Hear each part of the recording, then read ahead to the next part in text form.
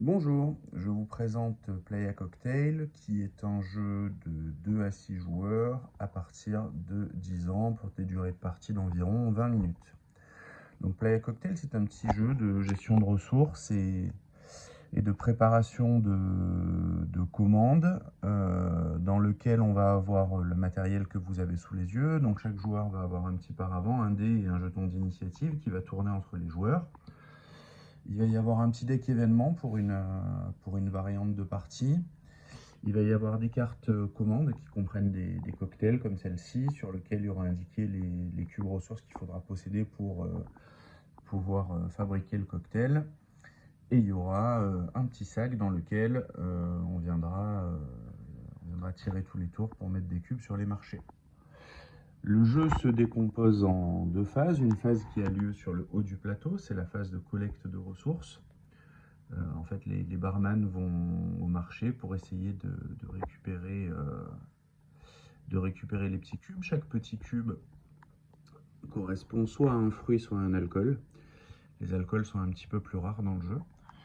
Puis une deuxième phase qui sera la phase de cocktail dans laquelle on va défausser les ressources pour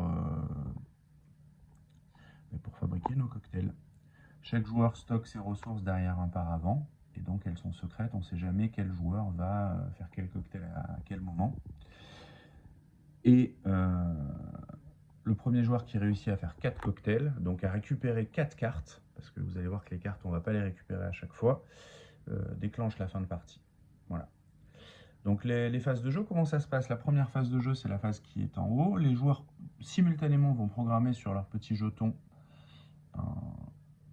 sur le dé le marché auquel ils veulent aller récupérer des ressources. S'ils ont des dés de valeurs différentes, tout se passe bien. Mais s'ils ont des dés de même valeur, ils vont devoir se partager les ressources. Donc on prend, on cache et on révèle simultanément. Le joueur 3, là par exemple, il est seul au marché numéro 3, donc il peut récupérer les ressources. Et les joueurs qui ont tous les demi le marché numéro 2 devront se partager les ressources qui y sont présentes, avec une petite mécanique de partage et d'échange de jetons. Ensuite, les joueurs qui ont de quoi faire un cocktail tendent la main avec les ressources à l'intérieur et elles retournent la main avec les ressources. Si le joueur est seul à faire le cocktail, il récupère la carte et il la met à côté de son plateau et il marque 6 points. S'il n'est pas seul, c'est happy hour, les deux joueurs marquent les 6 points et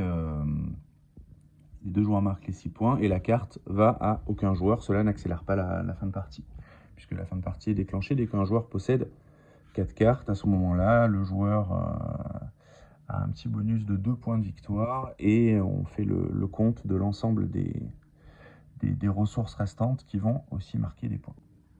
Donc Playa Cocktail, c'est un jeu très sympathique dont la durée de partie est relativement rapide. On peut jouer à 6 joueurs. Les joueurs jouent dans l'ensemble simultanément, c'est assez dynamique. L'ensemble des informations sont présentes sur le plateau central, ce qui fait que assez rapidement on peut voir ce dont on a besoin et où est-ce qu'on peut aller le chercher. Donc il y a pas mal d'observations, donc c'est un jeu qui reste simple, rapide et avec une belle profondeur.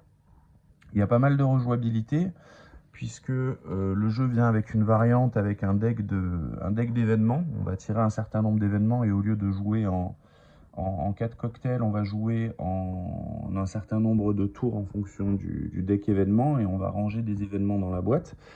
Ça fera des événements où on peut défausser des ressources pour gagner des points de victoire, ou des événements dans lesquels on va attraper des ressources gratuitement. Il y a pas mal de petits événements sympathiques. Voilà, je vous remercie d'avoir écouté et à très vite.